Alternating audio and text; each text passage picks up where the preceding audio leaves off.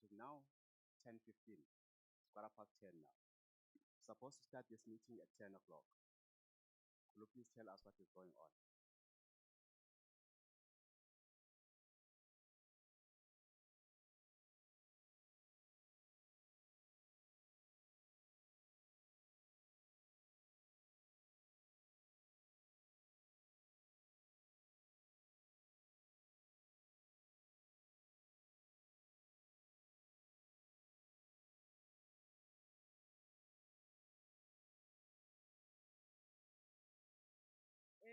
The ANC caucus is coming in right now.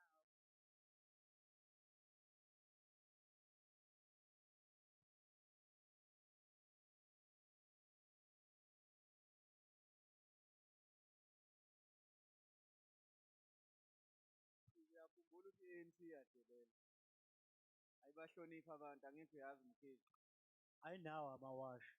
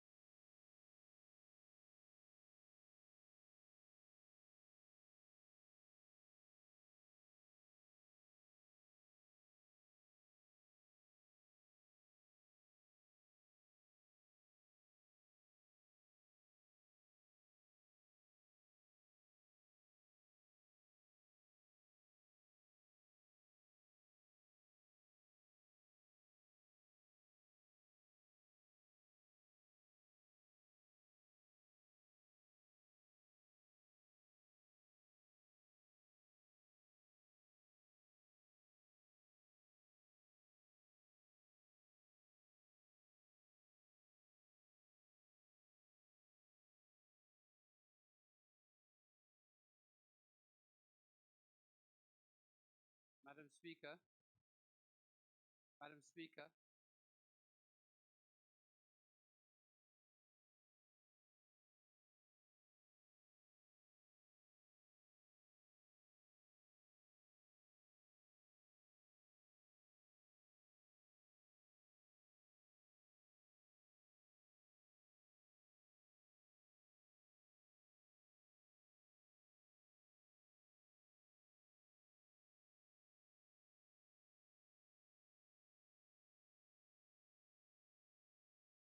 We will first invite the ICC to flight their safety video for us. Thank you. Welcome to the Durban ICC, where the world meets Africa. As a leading world-class events facility, we make your safety our #1 priority. Please give us your attention for a few minutes to take you through some of the important health and safety information.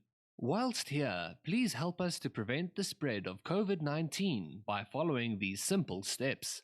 Upon arrival at the Durban ICC, you would have been screened for symptoms by way of a temperature check and a health questionnaire. Please remember to keep a safe distance of at least 1.5 meters from other people at all times.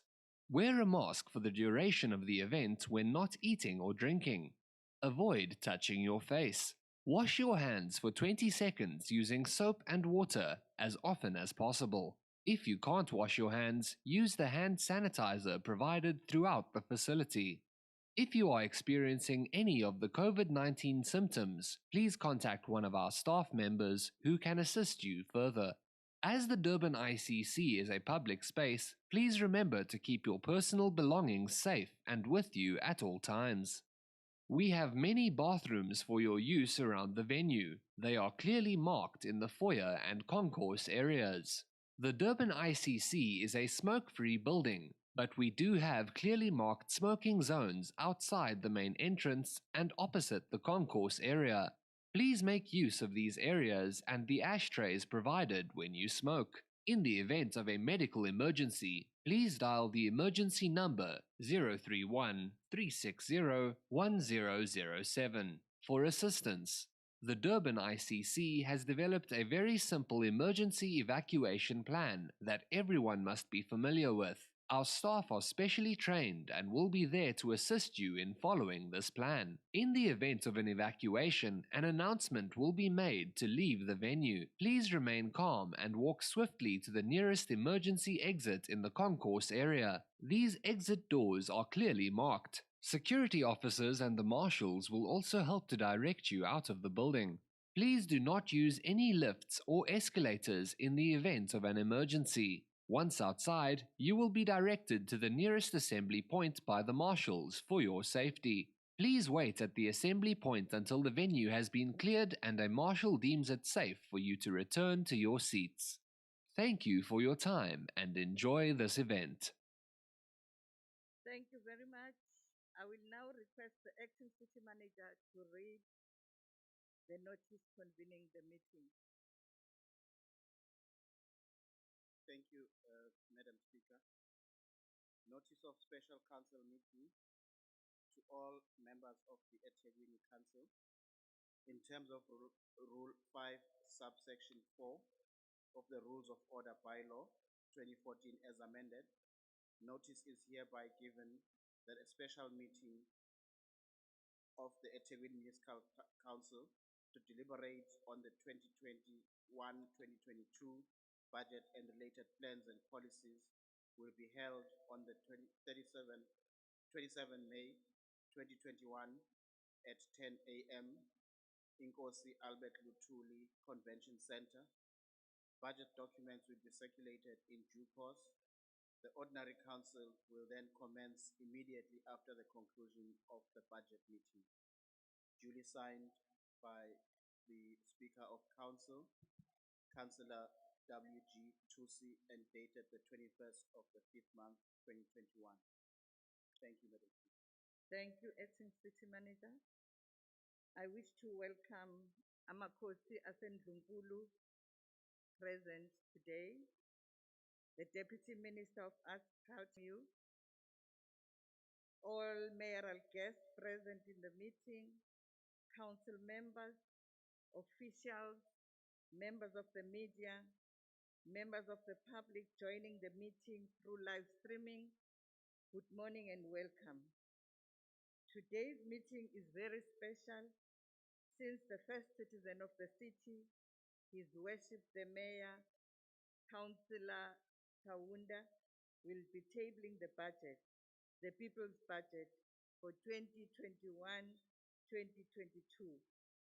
It is an extra special meeting since the budget to be tabled is the last one in this current municipal council's term of office. As indicated through the party whip, today's meeting comprises of two sections: the special meeting to consider the budget, which will then be followed by the ordinary meeting. Now we're going to move to number 3. We're going to sing the AU anthem, followed by the national anthem. Then, after singing both anthems, we'll observe a moment of silence for personal reflection, prayer, or any form of silent preparation for the meeting. Let us now stand up for the rendition of both anthems.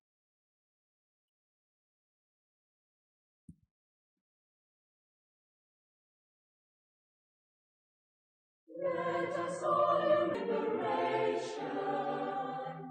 Let us dedicate ourselves to rise together, to defend our liberty and unity. Oh, sons and daughters of Africa, flesh of the sky and flesh of the sky. Let us make Africa the tree of life.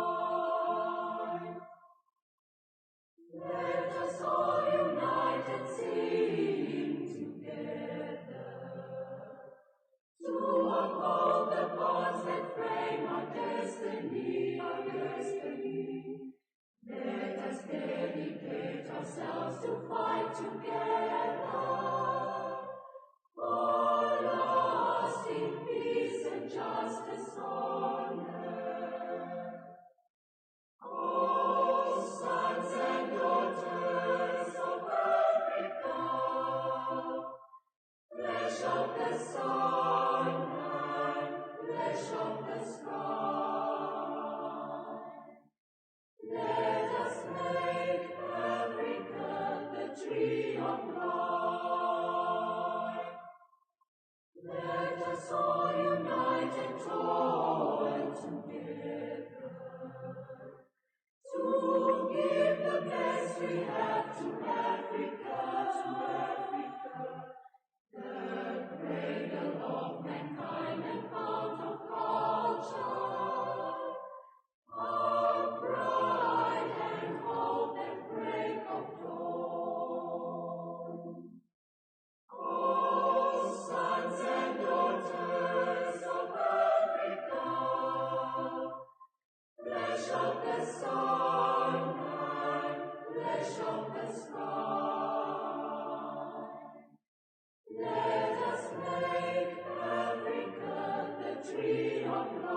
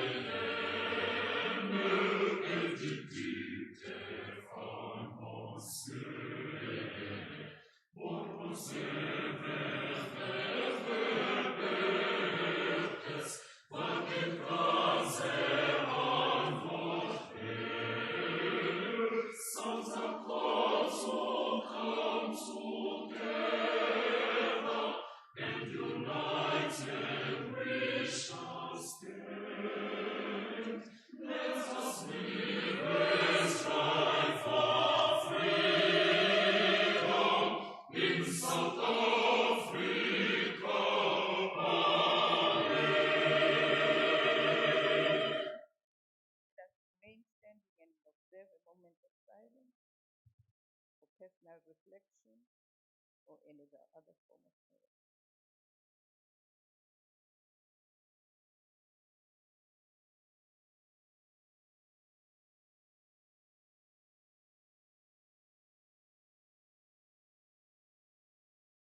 Thank you so much. You may be seated.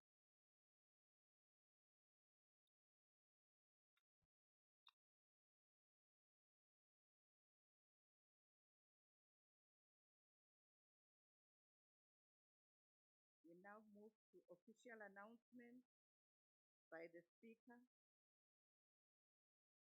The city successfully launched the second phase of the COVID-19 rollout on the 18th of May 2021, which saw residents of over the age of 60 get vaccinated.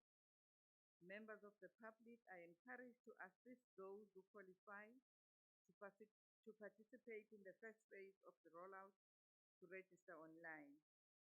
Vaccinations are important to fight the spread of COVID-19 and protect the vulnerable amongst us.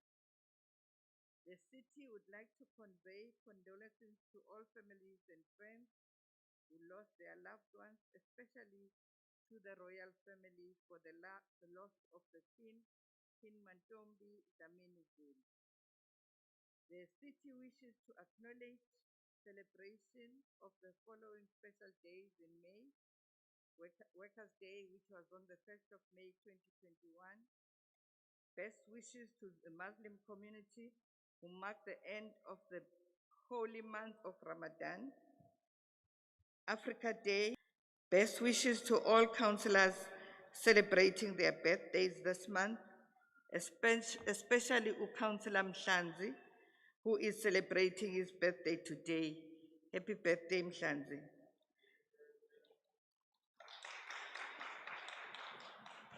DA, clap your hands. Thank you. Councillors are brought to the attention of Rule of Order 16.1, A to E, and 4, 5, 6, 7, and 9. As per these rules, councillors are requested to conduct themselves in a respectful manner, to refrain from interrupting the proceedings, and are encouraged to conduct business with the highest decorum and integrity that the occasion and the residents of the municipality deserve. Thank you. And now we move to applications for leave of absence. City Manager. Honorable Speaker, we have received the following applications for leave of absence. Councillor K. Mhlaba from the 16th of the 5th, 2021 to the 13th of the 6th, 2021 due to personal commitments. Councillor P.Z. Kumalo from the 7th of the 5th to the 27th of the 5th, indisposed. Councillor T. Kuma from the 24th of the 5th to the 27th of the 5th, indisposed. Councillor B. Ntlangulela from the 24th of the 5th to the 27th of the 5th, indisposed. Councillor B. Msomi from the 24th of the 5th to the 30th of the 5th, indisposed. Councillor Q.L. Hlengwa from the 24th of the 5th to the 30th of the 6th, indisposed. Councillor T.T. Mtiane from the 24th of the 5th to the 27th of the 5th, indisposed. Councillor X. Mkize from the 24th of the 5th to the 27th of the 5th, indisposed. Councillor S.M. Mnguni from the 27th of the 5th to the 30th of the 6th, indisposed. Councillor A. Shahid from the 27th of the 5th, or on the 27th of the 5th, indisposed. Councillor N.L. Graham for the 27th of the 5th, indisposed. Councillor M.S. Nkosi from 27th of the 5th, indisposed. Councillor S. De Boer, 27th of the 5th to the 28th of the 5th, indisposed. Councillor G. Govender from the 26th of the 5th to the 28th of the 5th due to personal commitments. Councillor Dr. Nobath, 27th of the 5th to the 28th of the 5th, indisposed. Councillor K. Pillay, from the 27th of the 5th to the 28th of the 5th, indisposed. And Councillor S. Win, Your Worship, and they are being tabled. Oh, sorry, Madam Speaker, they are being tabled for consideration. Thank you. Are all these leave of absence applications accepted, councillors? There's a hand, Councillor Somuka. Madam Speaker, ngicela ukufaka i-leave of absent ka Simphiwe Mncube. Simphiwe Mncube no Yolanda Young from today up until the 29th.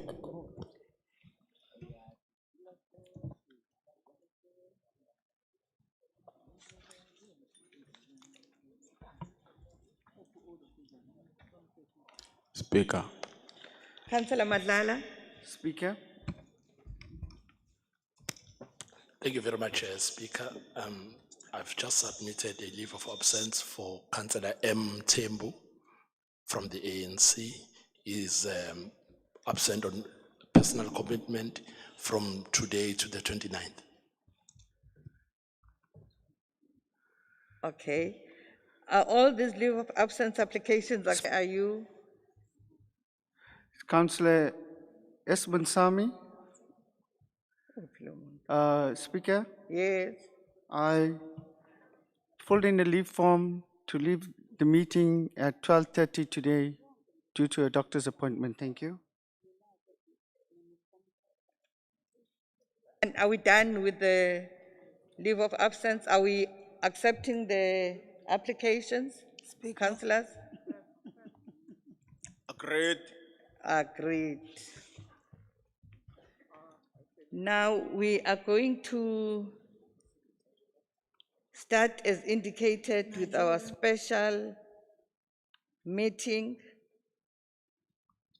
The purpose of the special meeting is for the council to consider the 2021-2022 budget. The 2021-22 budget is being considered as part of the second report of the Executive Committee. May I now invite His Worship. I wish to table the second report of the Executive Committee to your House. I thank you. City Manager, can you read out the item? Item 6, budgets for 2021, 2022 to 2023, 2024 medium-term term revenue and expenditure framework, MTRF. Committee recommends. Thank you. Now, can we allow Ubab Mayor, His Worship of Kaunda, to present the people's budget?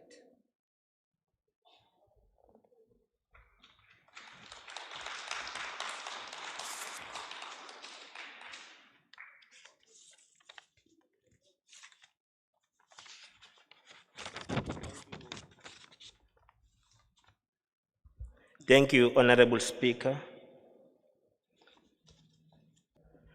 To the leadership of our country, the Deputy Minister of Arts, Culture, Sports and Recreation in the Republic of South Africa, Honorable Noktawe Mafu, the Chief Whip of our municipality, Kabazela, the chairpersons of committees, members of ESCO, amakhansela asithekweni, amakhosi asendlunkulu, ngibalule inkosi ubaba uMlaba njengosihlalo wendlu lapha eThekwini.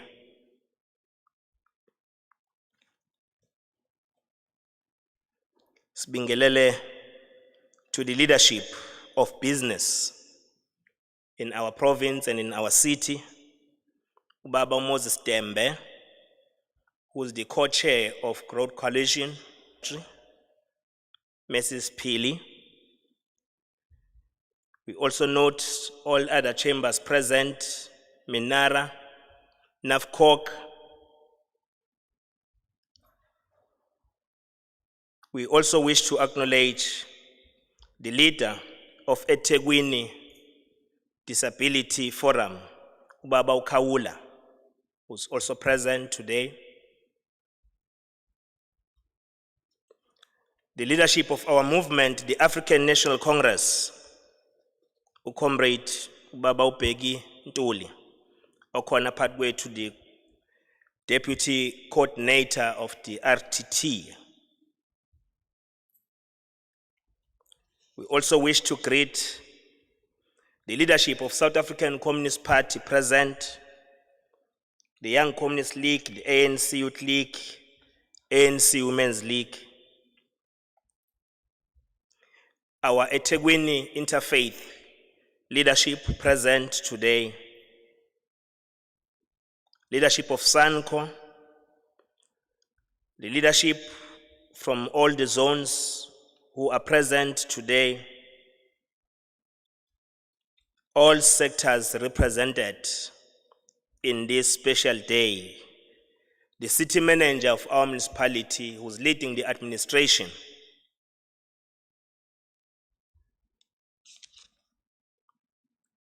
we acknowledge members of the media and all protocol observed. The organized labor that is represented today, the academia sector, members of the media, ladies and gentlemen, good morning.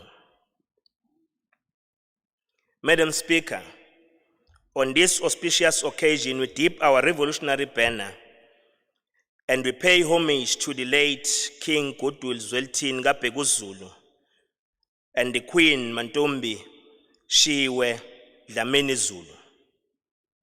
May their departed souls rest in eternal peace. His and her Royal Majesties played a sterling role as nation builders, philanthropists, and visionary leaders who participated immensely in the democratic order we enjoy today. We wish the Zulu Royal House strength and courage to continue to build on this great legacy. Ingakho sithi bayede wena wendlovu, bayede. Madam Speaker, we stand on the shoulders of humble and gentle giants. One such giant and revolutionary is Mama Charlotte Maxeke, who once said, and I quote, "This work is not for yourselves. Kill that spirit of self and do not live above your people, but live within them, with them. And if you can rise, bring someone with you." I close. A united socio-economic to affirm our revolutionary commitment once again towards building a united and prosperous city for all. Our theme celebrates the values and persona this gentle giant Mama Charlotte Maxeke was. But more importantly, it reminds us that we are not here for ourselves and charges us with the responsibility of emancipating our people from the abyss of poverty, inequality, and underdevelopment. The 20th anniversary of the developmental local government ushered in by the ANC-led government coincide with the end of the current electoral mandate we received from the people of this city. This occasion gives us an opportunity to provide a detailed account of the achievements and challenges of the ANC-led administration and to give a coherent outline of the interventions planned to translate our vision to utilize the national disaster occasioned by the COVID-19 pandemic as a catalyst to drive radical socio-economic transformation. Madam Speaker, when we came into office in this municipality, we committed ourselves to run a clean and transparent administration. You will recall that last year, the Auditor General's report indicated that the city incurred an irregular expenditure of over 2 billion rands. Today, we are happy to report that our hard work has paid off. The recently released AG report shows that the city continues to receive an unqualified audit opinion, and we have managed to significantly reduce irregular expenditure by over R1 billion. Through our stringent financial controls, we continue to pay TAMIAS for bulk services rendered by ESCOM and Umgeni Water. While other municipalities in the country continue to face uncertainty over the provision of basic services due to non-payment, we want to assure our residents that we'll continue to spend their hard-earned money prudently. In this regard, we intend to keep the lights on and taps running uninterrupted, ensuring that residents get full value for the money. Madam Speaker, we are delighted that eThekwini municipality is one of the 3 municipalities that we identified as a pilot for the district development model. This approach brings together all spheres of government to deliver quality services to the public in an integrated manner. One of the key benefits of the DDM is streamlining planning, budget, and implementation across various spheres of our government. As the city, we have already established our political hub, which we also acknowledge the leadership, a sterling leadership provided by our Deputy Minister Mafu and Deputy Minister Jeffries, and MEC champion MEC Mshengu. We also have a technical hub which provides technical expertise in the implementation of this model. Madam Speaker, the COVID-19 pandemic has adversely affected our revenue collection. We were able to continue temporary shelters for the homeless and to expand water and sanitation services to over 500 informal settlements. We want to commend our COVID-19 Command Council has ride the COVID-19 storm and ensure that we have clear implementation plan for the vaccine rollout. We urge our residents to continue to observe all COVID-19 protocols to minimize the spread of this pandemic. Our intervention in the 12 shelters we established have helped in the rehabilitation process and offered life-changing opportunities for homeless people. While these interventions put a huge strain on our revenue, we are only the metro in the country that has been able to achieve a revenue collection rate of over 90%. We are also the first metro in the country to develop an economic recovery plan which has enabled our city to attract over 3.4 billion rands in the foreign direct investment through catalytic projects.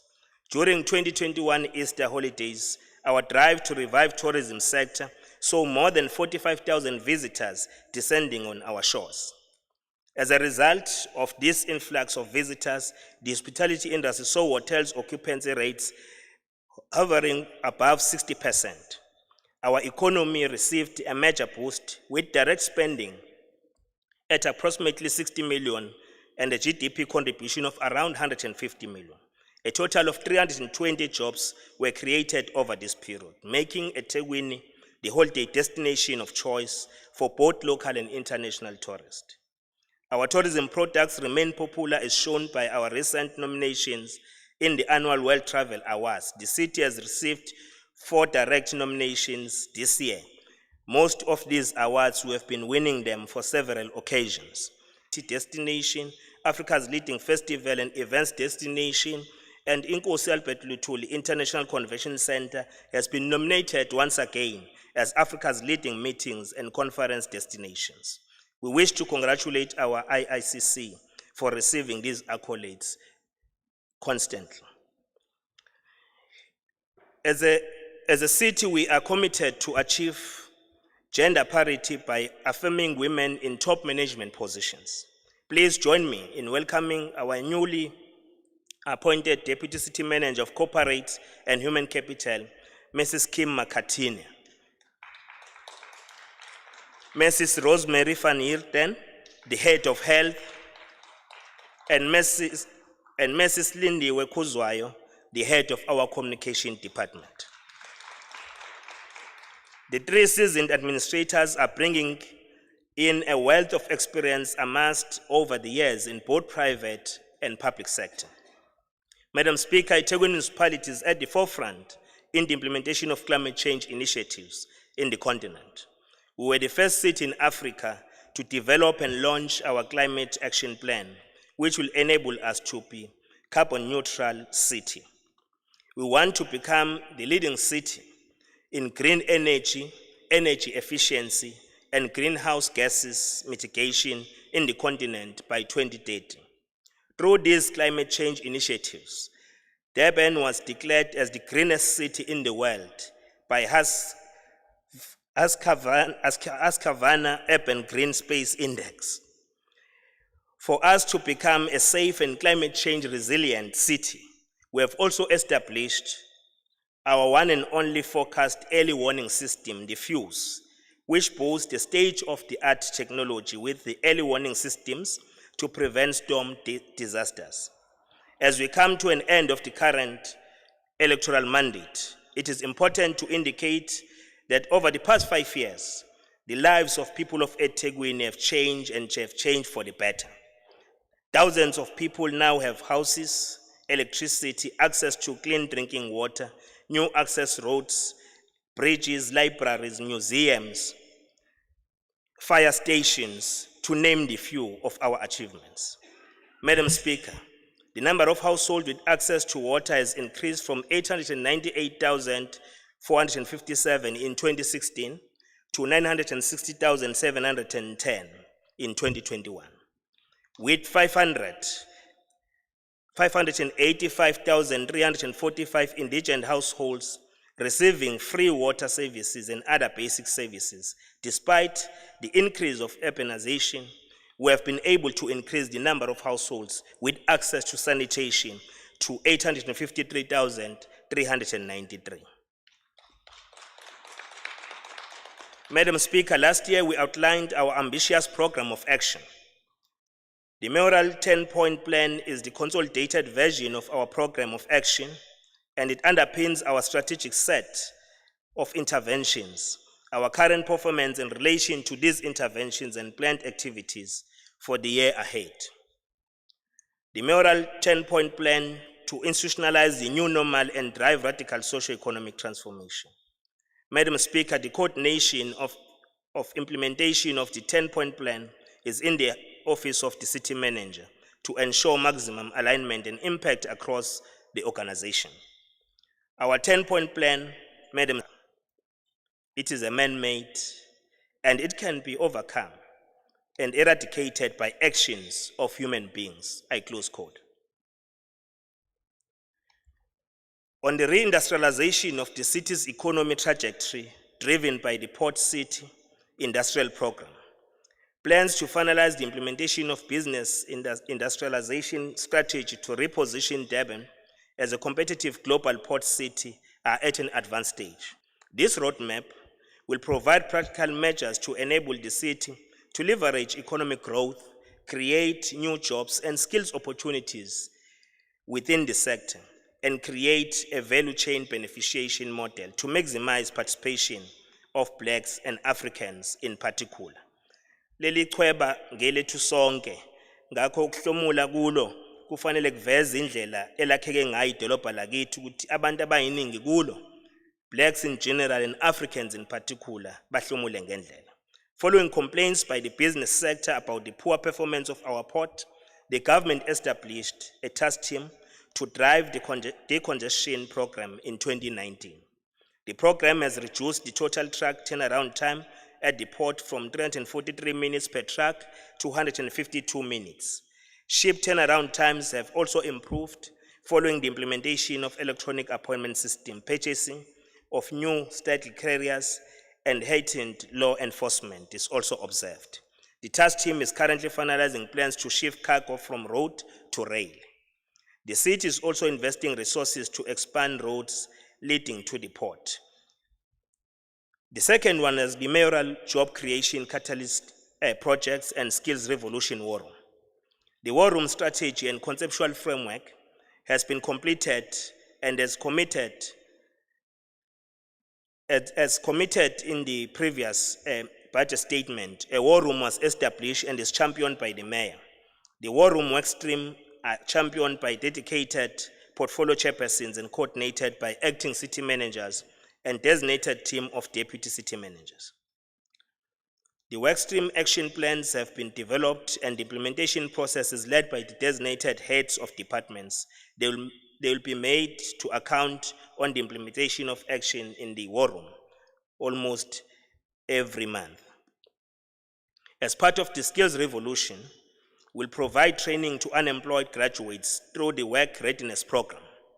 For the current financial year, the city has allocated so many millions to ensure that to respond to the plight and the aspirations of young people. We'll also continue to provide bursaries and registration fees to students at tertiary institutions. The city has also budgeted 27 million for a range of skills development programs, particularly in the maritime sector, since we are a port city. Currently, the city has 8 training centers focusing on producing skills, skilled firefighters, metropolis, and artisans. In the next financial year, the city will introduce customer care training for frontline staff. On the infrastructure delivery and energy reforms and climate change, Madam Speaker, infrastructure delivery remains an apex priority and a catalyst in the post-COVID economic reconstruction program led by the ANC government. Plans are underway to announce a multi-billion rand infrastructure delivery fund in September this year. The infrastructure delivery fund will augment the city's limited financial resources, usher in a new approach to delivery catalyst projects and radical socio-economic transformation within the built infrastructure and construction sectors. We need to migrate from the mentality of being a consumptive nation and become a producing nation. Review of water service development plan and establishment of an optimized operations and radical socio-economic transformation conceptual business model has been completed as well. Madam Speaker, we'll be tabling our energy reform master plan by end of August this year for council consideration. Our strategy will provide a framework to ensure access to affordable, reliable, sustainable, and modern energy by 2030. Working with the Durban University of Technology, we are on track to conclude our environmental policy on climate change, urban greening, wetlands, bioarchitect models, as well as water and air quality models by November this year. This work is further enhanced by our participation in the C40, in which we are also providing leadership as the co-chair. One of the groundbreaking projects we have launched as the city's Sihlanzimvelo. This initiative seeks to protect our ecological infrastructure by cleaning of our river systems to improve water flow, reduce flooding, and prevent the flow of solid waste into our coastline. We have also allocated resources to improve landscaping and cleanliness in our beaches. On the fourth item on the social solidarity economy, Madam Speaker, our resolve to build a social solidarity economy remains a strategic priority for this administration and will be tabling the first social procurement policy framework for council consideration now in July this year. The policy framework will guide the city in our endeavors of achieving the objective of social solidarity economy in line with Section 217 of our Constitution. The social procurement policy framework will outline processes and procedures for the allocation of 30% of our procurement spend investment for the benefit of cooperatives and social enterprises. Futhi kuzoshintsha nje kancane igiya. Imisebenzi eminye 30% wayo uma ukhuluma ngespend yethu ku-infrastructure fanele sibheke ngqo kuma-cooperatives nama-social enterprises kushintsha usizi abantu bakithi ababhekene nalo ikakhulukazi ey'ndaweni ey'semakhaya nasemalokishini. Madam Speaker, we are ready to implement the social solidarity economy business cases to introduce our social solidarity program to the targeted beneficiaries who are youth, women, people with disability, military veterans, amakhosi asendlunkulu, and indigent households.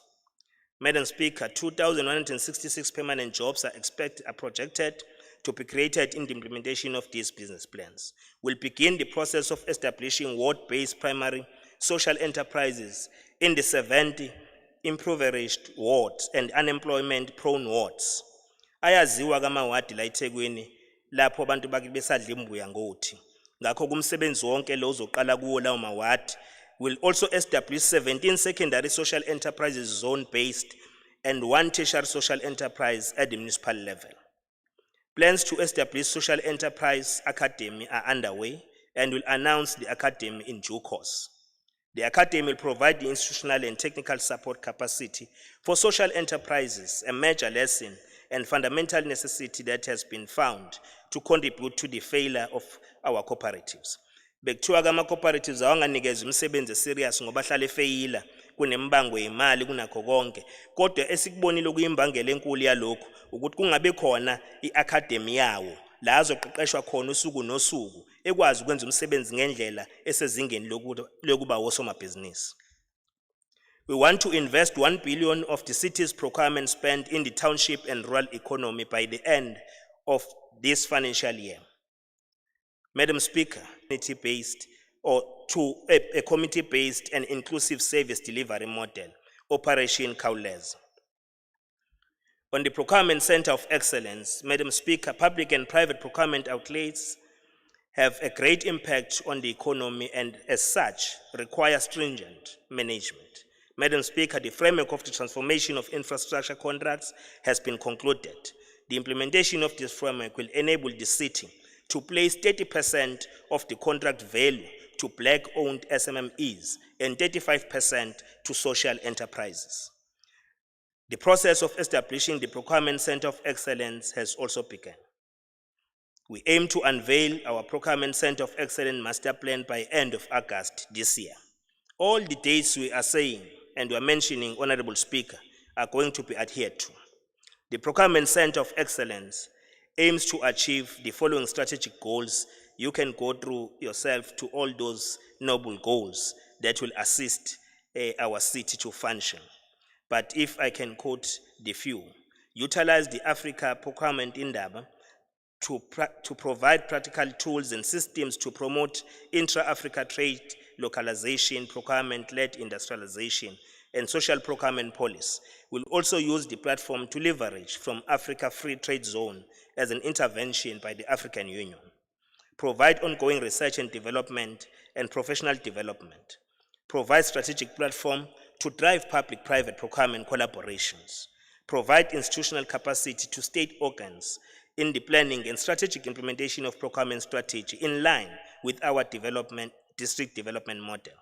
Provide international best practices, alternative models of procurement in the process of leading up to the adoption of the new public procurement bill and advocate for a model suitable for the local government sphere. We'll also introduce the digital procurement solutions to improve service delivery outcomes on the smart city and fourth industrial revolution. Madam Speaker, the COVID-19 pandemic has accelerated our resolve to become a smart city. As such, the recent adoption of the fourth industrial revolution conceptual framework by the political and administrative leadership is a significant step in the right direction for the city. We have already produced the one plan, which is being set, and this includes the 4IR alignment with our workplace skills plan 2021-2022. Artificial intelligence training, train the trainer, has also begun, and as business case of the establishment of Artificial Intelligence Institute will be finalized in July 2021. In June 2021, we will establish a task team to develop a comprehensive business case on the opportunities for the advancement of radical socio-economic transformation across the spectrum. On the implementation of the RASET master plan, Madam Speaker, the agricultural sector continued to be the best performing sector even during of our RASET master plan. We have identified industry partners to translate our master plan into thriving agricultural sector. Plans are in place to unveil our Agri-Park business plan in October this year. As a city, we are currently supporting women and youth cooperatives in the agribusiness enterprises sector with a total investment of 17.7 million for the following projects. Isugile Cooperative in Keto Ridge, a poultry farm in the Hammersdale area, which was formed by the retrenched employees of Rainbow Chicken. Ilangabi Elingacishi Youth Nursery in Mzinyati, and there are many other projects which the city is financing in this regard. Since the municipality established the agribusiness department in 2018, we have been upon last year. Madam Speaker, we made a commitment during our budget policy statement last year to establish a business COVID-19 relief fund. We are delighted to report that the fund was established and were able to secure 21 million rands, which enable us to support more than 700 informal businesses. These include hair salons, food and liquor outlets, and many other businesses in townships and rural areas. Each business will receive a relief of about 30,000 rand. Plans to operationalize the Enterprise and Supply Development Fund are also underway. We'll be launching the fund next month in partnership with the Procurement Center of Excellence Fund, the banking sector, and Trade and Investment KZN. The fund will focus on implementing an integrated public and private enterprise and supply development program, Vugaibambe Youth Entrepreneurship Program, and social development programs. In partnership with the Infrastructure Delivery Fund, banking sector will be able to launch this now in June. We are encouraged by the fact that we have already secured a donation from other private partners to start this fund. Madam Speaker, the May 2021 Sanlam Gauge report on triple BE has shocking and devastating findings. It found that 27 years into democracy, less than 25% of business sector is black-owned. The report further states that this poor performance of ownership of the economic activities combined with the frustrations that land reform has been slow. It is understandable that this stirs emotion, and the majority of the population struggle to build any sort of asset ownership. Plans to conclude a municipal-wide triple BE verification are also underway. This will enable us. The plans are also in place to host an enterprise development webinar in July 2021 to engage business forums, youth, women, military veterans, people with disability, and industry on the integrated enterprise and supply development fund approach, because we want them to benefit from this fund. So they need to get information as to how they are going to seize that opportunity. Plans to unveil sector-specific enterprise development programs in the following sectors will also be announced now in September this year. Madam Speaker, in August this year, we will unveil the Made in Durban campaign to ignite a manufacturing and creative revolution within the region. This will be a one-stop shop for local innovators to translate their creative ideas into commercial opportunities. We intend to roll out the rural and township flea markets to open up markets for our locals. Madam Speaker, this Made in Durban campaign is the platform to export Durban-based products and services to the world. When we say our vision is to take the city to global supply and value chain, we really mean business. The second last, establishment of the eThekwini Economic Council. When we delivered our budget statement last year, we committed to establish the eThekwini Economic Council, consisting of various stakeholders and tasked with creating a positive investor climate in the municipality.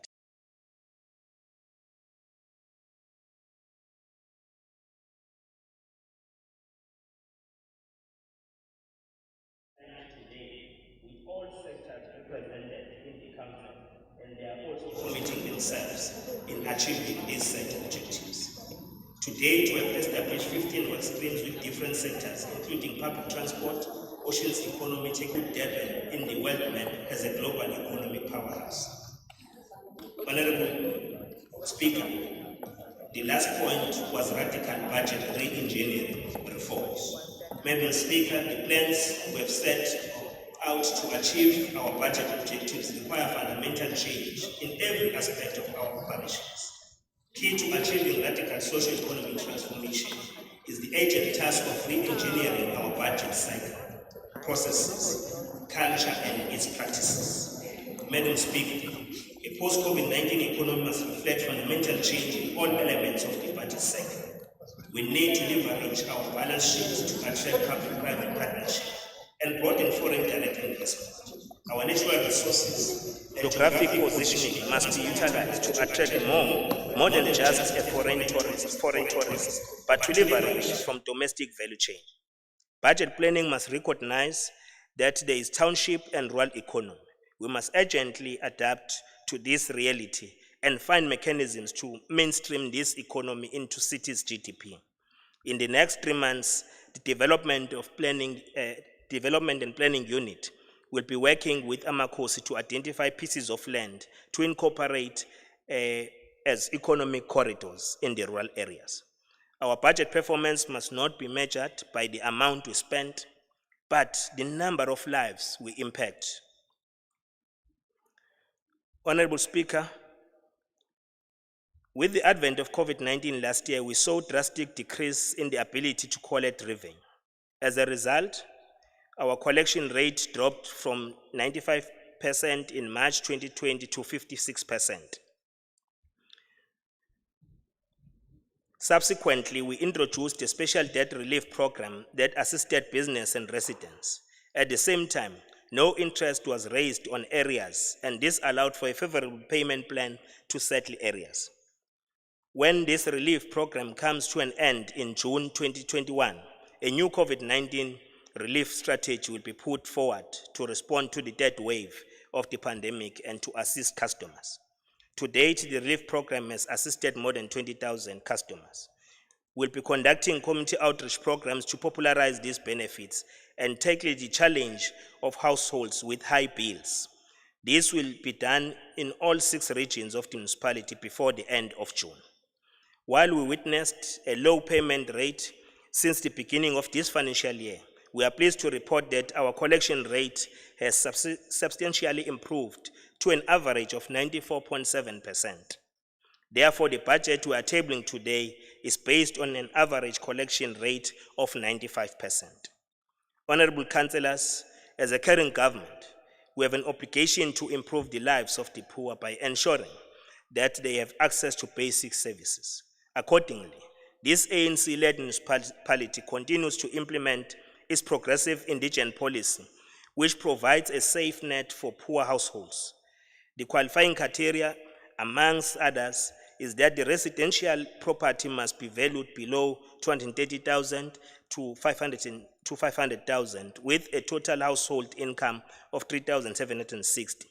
The indigent support consists of the following: 100% rates and exemption with those with properties below 230,000, total debt write-offs, free 6 kiloliters of water, free sewers disposal, free refuse collection, free prepaid meter installation, free 150 kilowatts electricity supply. It is important to indicate that for households to be considered for this benefit, they must apply to the municipality in line with the indigent policy, which was adopted in 2020 in this financial year. The rest of the country has been impacted by tariff increases, and our municipality has not been spared on this. However, we have managed to cap our tariff increases at the lowest we have ever seen in the last 5 years. This is over and above the ESCOM bulk electricity increase and the Umgeni Water Board bulk water increase, which are out of the control of the municipality. Despite all these challenges, we have tried to keep the increases to affordable levels considering the tough economic climate facing our residents. Property rates and refuse tariffs increases have been kept on the historical low of 4.9%. The water and sanitation tariffs increase is 8.5% due to Umgeni Water Board increase of 7%. The ESCOM bulk tariff increase for electricity is 17.8%, which has resulted in an increase of 14.59% for electricity by the municipality. This is the recommended increase for municipalities by the National Energy Regulator of South Africa. While we have seen an increase in tariffs by our water and electricity utilities, as a caring city, we have managed to strike a serious balancing act to ensure that our increases remain affordable, considering the tough and economic climate confronting our citizens. On the clean and accountable administration, Madam Speaker, clean and accountable administration is a cornerstone for a functional municipality. As the leadership of the city, we made a commitment to run a clean administration and improve accountability. Accordingly, we have put in place a clean administration and clean audit strategy that reinforces clean governance as well as effective and efficient service delivery to our people. Due to interventions emanating from this strategy, irregular expenditure decreased by more than 54% in 2019-2020. Furthermore, up until March this year, we have also been able to reduce unauthorized, irregular, fruitless, and wasteful expenditure, and this trend will continue until the end of this current financial year. To ensure strict adherence to timeframes, the Office of the Mayor convenes fortnightly meetings with senior management to provide feedback on the status of the implementation of the action plans on issues raised by the Auditor General. We are pleased to announce that once again, the municipality has proudly maintained its outstanding track record of achieving an unqualified audit opinion. It is important to indicate that this municipality has never received an adverse, qualified, or a disclaimer audit opinion. Therefore, this audit report is a clear indication that we are on the right track to achieve a clean audit. Consequence management is also being applied to those who commit wrongdoing, since we have declared a zero tolerance to fraud and corruption. The effectiveness of this strategy has also seen a major drop in the backlog of consequence management cases from 335 to 108, which then equates to 68%. You will recall that the CFO, Madam Speaker, on behalf of the municipality, let me convey our sincere gratitude to the outgoing CFO, Dr. Krish Kumar, for his long service of more than 40 years and sterling work for the benefit of the city. You will recall that this to afford us an opportunity to conclude the appointment of the new CFO. We are pleased to report that on the 1st of July, we'll be welcoming a new CFO to our organization. As the city wished Dr. Kumar all the best in his retirement, we'll continue to tap on his well of skills and knowledge. Yeah, he still looks young. When we're having public hearings, I couldn't identify him and his face because he was seated with 21 years old somewhere there. We wish you everything of the best, Dr. Kumar. Madam Speaker, the Municipal Systems Act of 2000 encourages the involvement of communities in matters of local government. In line with this act, the municipality hosted budget hearings in the 6 regions where various community structures fully engage us as the leadership of the council. The regional hearings ensured there was maximum reach to communities, as we also partnered with both mainstream and community media. We can assure you that all the contributions made by communities and various stakeholders have been considered in our budget. As a listening and responsive government, we have increased the zonal block sums from 330 million rands to 990 million rands over the midterm review.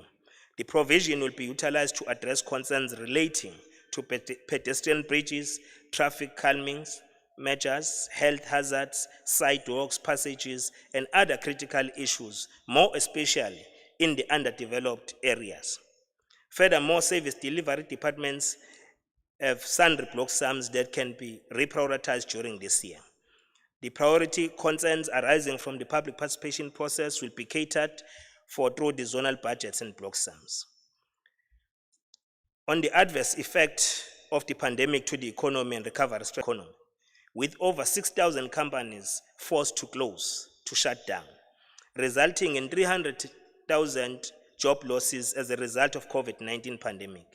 In response, we initiated a bold and intensive economic recovery plan focusing on attracting investment into the city. It is anticipated that it will take the eThekwini economy about 2 years to recover from the effects of COVID-19 lockdown.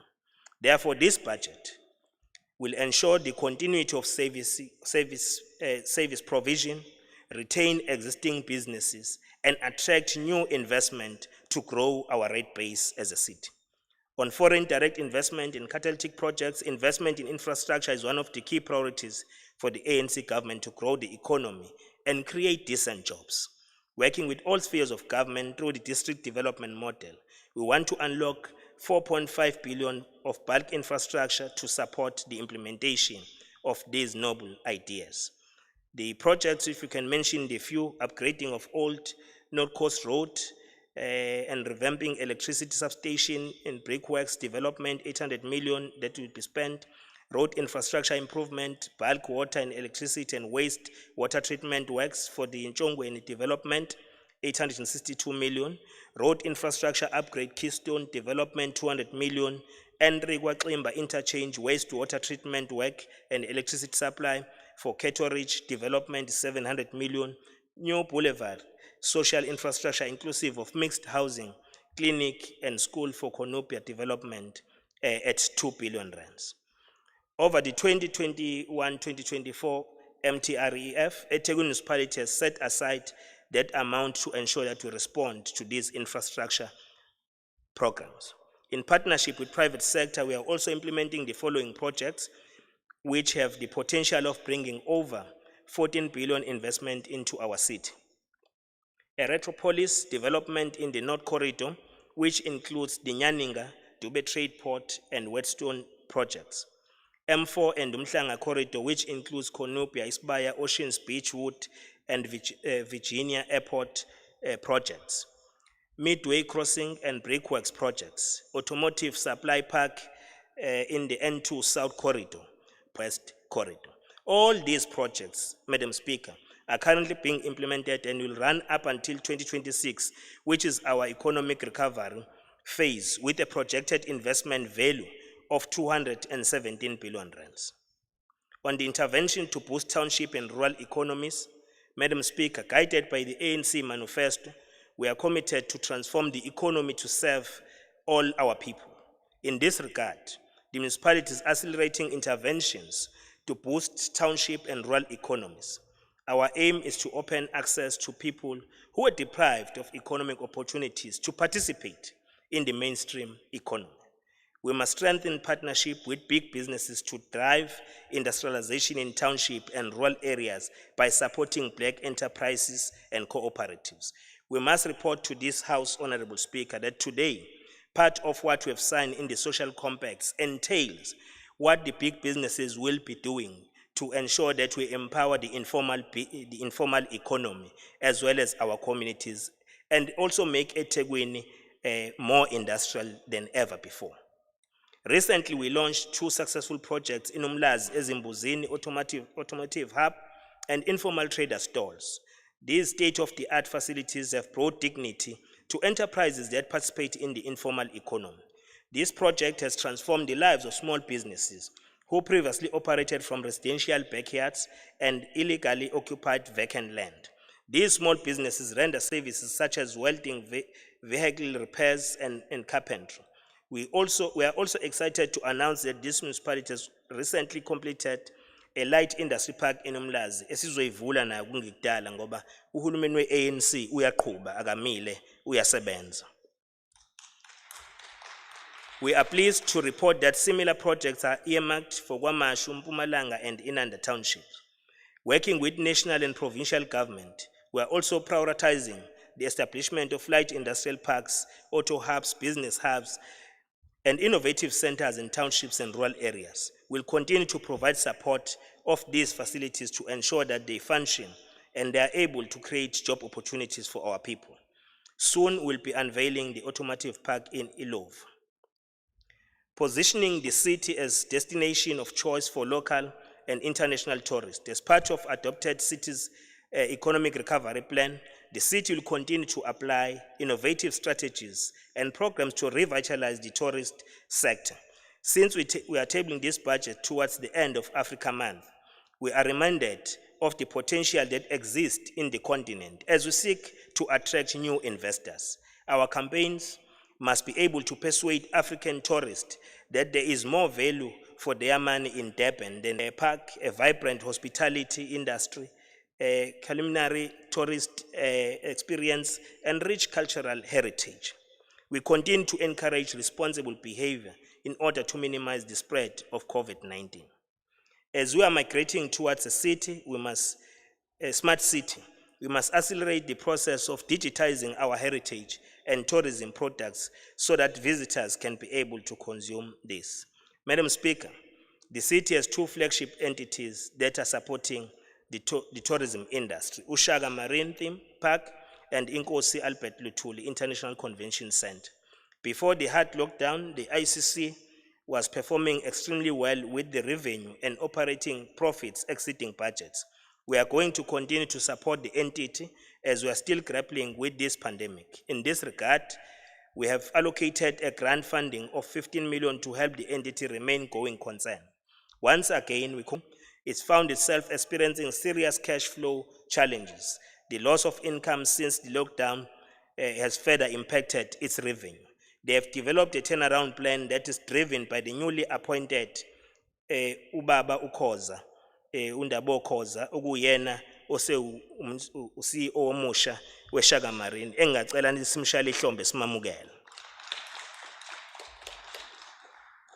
Grant payments in the last 2 financial years were made to keep Ushaga fully operational. The entity has embarked on the cost-cutting measures and is aggressively pursuing new revenue-generating opportunities, so no one will lose his or her job during this period. We have set aside a total of 160 million in the current financial year, with an amount of 6 million allocated to undertake a feasibility study to explore how the theme park can be repositioned, repurposed to attract more visitors. Because we understand the important role sport plays in marketing the city, the municipality continues to support the Sharks rugby team, Golden Arrows Football Club, Amazulu FC Football Club, which they are both seated at top level of the league, and we want it to remain like that, and Amazulu to remain where they are. Sport tourism is a fast-growing industry, contributing an Edgar's playground. We must be able to create attractive travel packages that cater for sport tourists while showcasing our world-class infrastructure.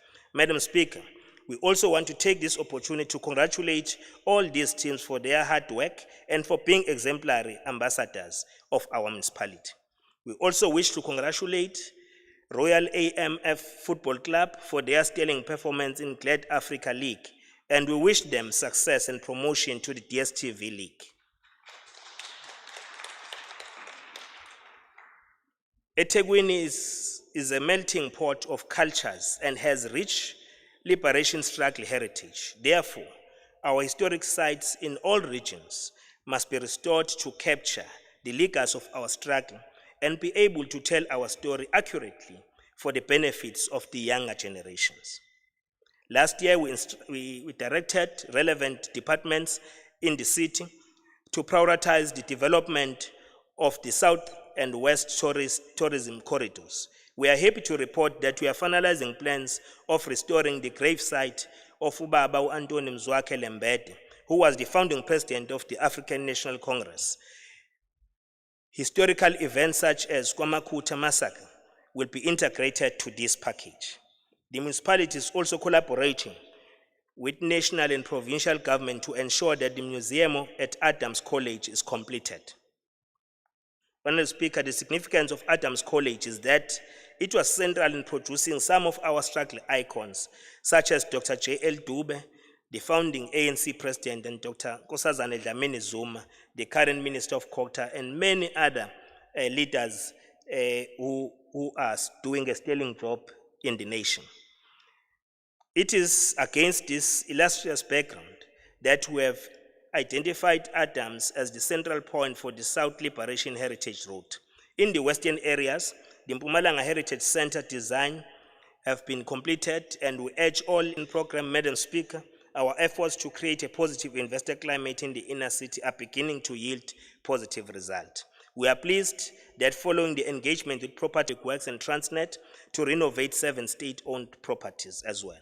We also put more efforts in enforcing building bylaws in the secondary CPD, such as Pantown, Isipingo, Verulam, Tongat, and many other secondary towns. in collaboration with all law enforcement agencies. With this program, we are determined to retain and attract investment in these areas. On the initiatives to improve service delivery, Honorable Speaker, Honorable Councillors, one of the challenges that have hindered service delivery in the municipality is that departments work in silos.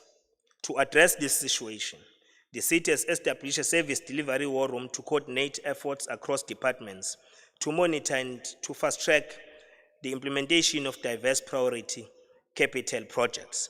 Some critical water and housing projects that we have been able to unlock include Kanku Road housing project, Inanda Dam displaced households projects, Umlazi waste collection, communal ablution facilities, and title deeds restoration programs, which we were issuing during the budget hearings. The war room also facilitates better coordination between the city and other spheres of government, especially and state-owned enterprises, especially on the issues of authorities to approve your water use licenses as well as the EIAs. As part of our city rejuvenation strategy, we have also initiated Operation Good Hope to ensure that our city is clean. Every Friday, our teams are on the ground to fix potholes, close leaking water pipes, clear illegal dumping sites, and overgrown veggies. Recently, we intervened in Umlazi, Kwamakhuta, New Germany, and Chesterville. We are also in the process of establishing a rapid response unit as a specialized and dedicated vehicle towards rapid response to bridge gaps in service delivery. On provision of water and sanitation, Madam Speaker, uninterrupted water provision remains a key priority for our residents and for investors in our city. Some of the challenges affecting the smooth provision of water include aging infrastructure, rapid urbanization, and power cuts.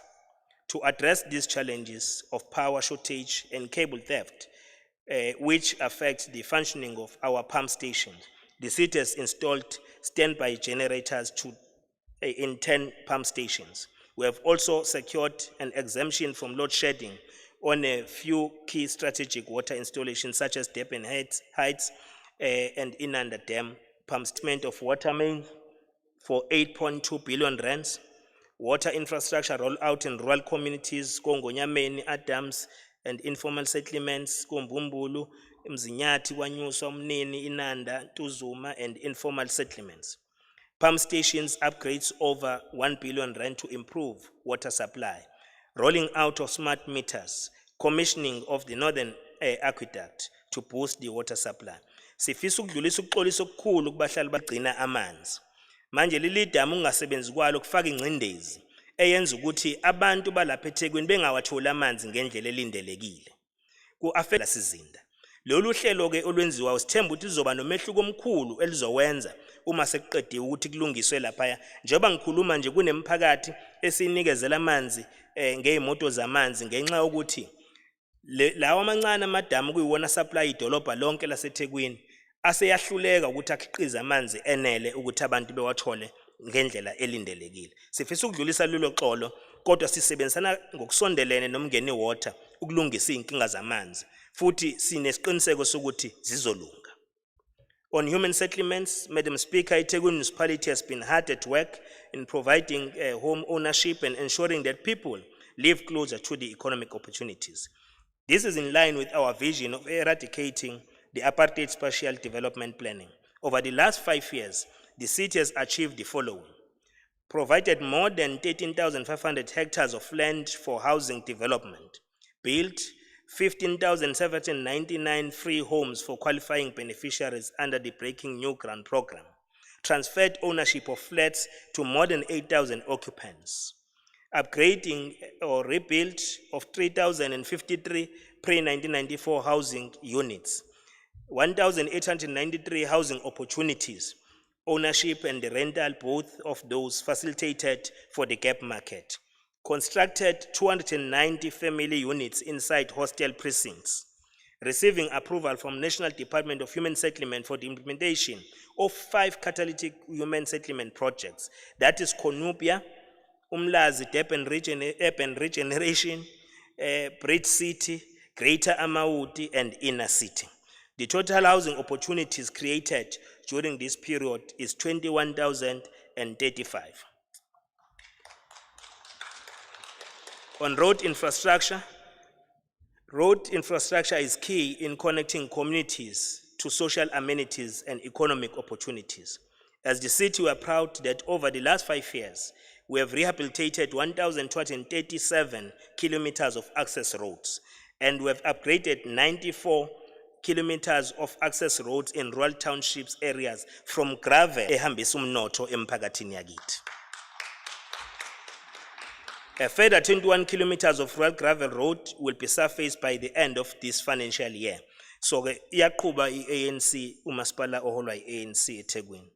Electricity supply, Madam Speaker, we are continuing with our efforts to improve the quality of lives of our people by providing access to electricity, particularly in rural and township communities. Due to rapid urbanization, our delivery record for electricity has slightly moved from 75% in 2016 to 72%, and the causal factor for this is urbanization. We continue to roll out electricity bulk infrastructure to new township and informal settlements to eradicate illegal connections. This initiative has reduced the possibility of fire disasters and exposure to dangerous levels of air pollution caused by the use of coal and wood for cooking. Kunamamitha ke u-electricity ozobuwakhipha esizowa launcha ngikudala. Lama mitha engathi uyakwazi ukuthi noma useGoli mangathi ushiya umuzi wakho ukhanyisile ukwazi ku-off useGoli ucipheze nje i-smartphone yakho ucontrol nje yonke into lapha ekhaya useGoli kodwa kwenzeke ekhaya ukwazi ukwenza short mawubona ukuthi igate alivaliwe uvala igate lakho la ocingweni lakho. So ke izinto ke lezi sibona ukuthi ubuchwepheshe kufanele sithathe advantage yabo ngoba buyakwazi ukuletha intuthuko eqavile ezimpilweni zabantu. On refuse collection, Honorable Councillors, our municipality continues to face challenges of refuse removal, particularly in areas that were previously not serviced. However, great strides have been made in areas such as Umlazi. Last year, we committed to the residents of Umlazi that we were finalizing the insourcing of the solid waste employees. We are pleased to report that that has been concluded, and we are still continuing with phasing in that resolution of the African National Congress. We urge the people of eThekwini to work with us in keeping our city clean and to participate in recycling initiatives of turning waste into treasure. Udoti umnotho asuguqulele uye ngasemnothweni. Sicela izakhamizi zaseThekwini ukuthi izinsuku esizishilo zokuqoqwa kukaDoti emakhaya endaweni zethu sisebenzise zona kungathi imoto kaDoti seyidlulile kube ima ikhishwe into ngakusasa amaphakethe. Creating a peaceful and safe environment contributes to creation of positive investor climate in the city. We are gravely concerned about the latest crime statistics, which show that Umlazi and Inanda continue to be the crime hotspots in eThekwini. We are also worried about matters in the area of Hammersdale, especially the GBV cases, and in Misiya Community Safety ukuthi sizohamba siye lapha siyobambisana nomphakathi ukuqeda lesa simo esisibonayo. In our efforts to address the crime situation in the city, we embarked on a new initiative involving all stakeholders to come up with tangible plans to fight crime. The webinars that were held were successful, and we do have operational structures that are going to work with all communities, and we urge communities to establish street and village committees in order for us to fight crime. That's why we always say fighting crime is a collective responsibility. In November last year, during the safety month, the city, in conjunction with the SAPS and the Minister of the Police, were able to launch our first of its kind, a fusion center. This facility has state-of-the-art technology that allows law enforcement agencies to act before crime happens and respond timeously. Abanye bacathi siyayicula ke le ndaba ukuthi amakhamera esizowafaka nobaba uNkabinde ngeke ngambona ekhona lapha kwaSandral ukuthi cha lawa azoba ushintsho oluhlukile ngoba lawa azoneda nabona ubuso bakho nje mase sinikeza amacala akho nawo wagebenga kuphi eGoli wagebenga kuphi eCape Town futhi aphinda silekelele ukuthi uma udrive imoto nje ungena kuma toll gate ethu sheshe sibona ukuthi wangena umgulukudu asiyonqaka ngaphambili indlela ke leyo esokwazi ukulisana ngokugebengu ngokusebenzisa ubuchwepheshe. An amount of 69 million has been allocated towards strengthening smart policing technology in areas like Phoenix, Inanda, Ntuzuma, Kwamashu, and will also be advancing to other areas. We have commenced with this project.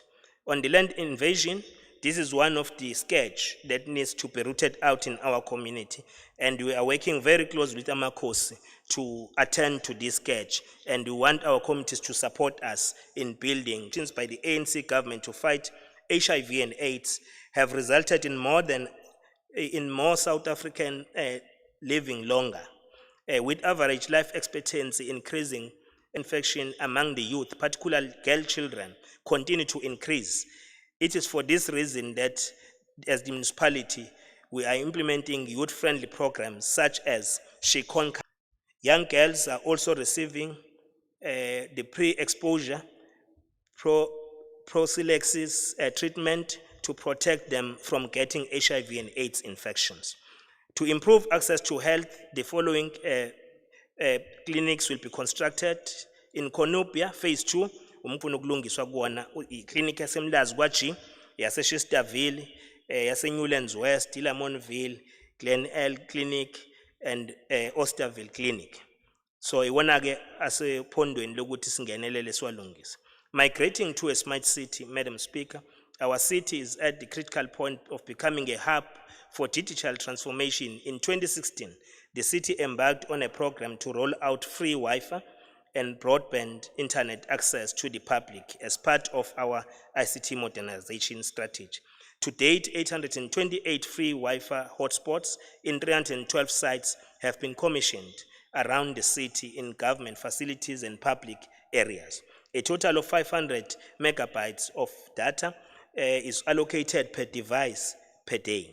In the next financial year, we are planning to deploy more than 40 additional Wi-Fi sites in the municipality. Most importantly, Madam Speaker, we need to invest in human capacity, focusing on building skills for the future, particularly among the youth. As a city, we are making great strides in this area as we already initiated a program to train young people on robotics, programming, and 3D printing to ensure that the benefits of this digital revolution are spread across the city. We are currently building innovative hubs to assist the youth and small medium enterprises in the informal sector. Lama hubs esiwakhayo asiza ukuthi ashintshe nje impilo yomuntu omusha ukuthi uma ngabe kade ejwayele ukuhamba ibanga elide eyofuna uku-applyela umsebenzi njengamanje usengena kulesi sikhungo esisivulile kwenza ukuthi impilo yomuntu ade esuke eHammersdale njengoba bese uyoyivula khona eze Pantown eyofuna lolusizo usonge imali engango 70 rand abewusebenzisa ngosuku ukuyofuna amathuba. Akubonaka abafuna imisebenzi kuphela kodwa nalabo abafuna amathuba amabhizinisi bayakwazi ukusizakala kulama center.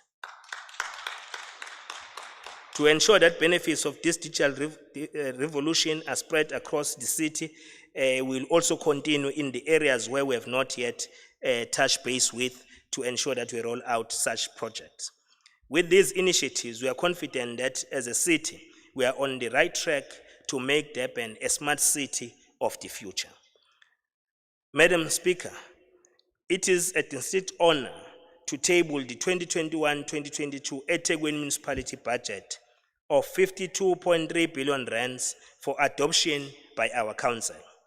The operating budget will be 47 billion rands, and the capital budget will be 5.3 billion to develop our communities on water services, dealing with the improvement and expansion of our own water pump stations. Will also do that. The sanitation and electricity will form part of that. Imigwaqo yethu will also form part of that. In conclusion, Madam Speaker, as we strive to build a united and social cohesive city, we must be guided by the words of our struggle icon, Utata Oliver Reginald Tambo, whose wise words still ring true today. In one of his inspirational addresses, Ubaba Oliver Tambo's vision of apartheid and oppression. We will seek allies of whatever color, as long as they were totally agreed on our liberation aims. Close quote.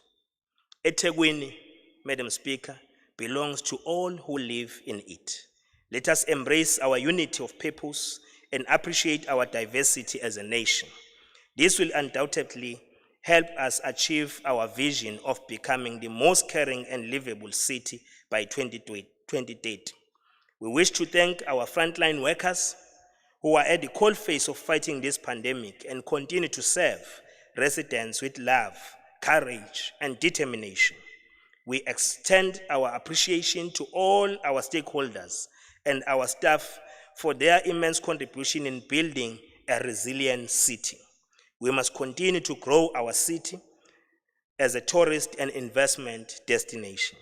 We wish to express our words of gratitude to eThekwini residents for their support and payment for their services.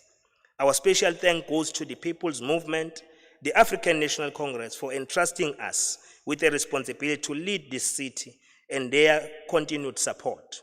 We convey our gratitude to our DDM political champions, Deputy Minister of Arts, Culture, Sports and Recreation, Umama Umafu, Deputy Minister of Justice and Correctional Services, Ubaba Jeffries, and Ubaba Umshengu, esifisa nokudlulisa amazwi enduduzo emndenini kababa Umshengu ohanjelwe ngugogo wakhe omkhulisile semncane sithi akwehlanga lungehli. I wish to thank my family for their continued support and being a pillar of strength, especially during trying times. I thank you, Honorable Speaker. We therefore formally tabled this budget to our council, the 2021-2022 budget. Thank you very much.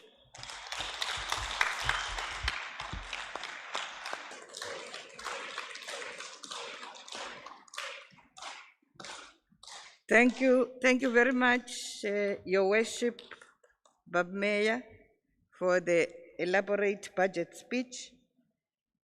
Before I give an opportunity to political parties to make inputs on the mayor's speech. I will ask Secretariat to flight attendance. And whilst they are doing that, let us take a 3-minute stretch break, Lasikon. And also, Bab Mayor, I've noticed when you were saluting Ubayete, all the men were sitting down. I will kindly request Ubab Mayor to salute Ubayete again and ask all the men in the room to stand up when they respond. Waphakama madoda.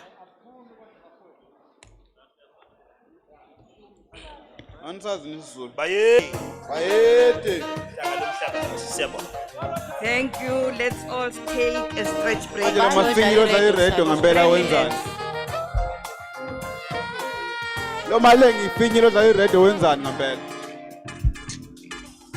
Ubalo dlalire.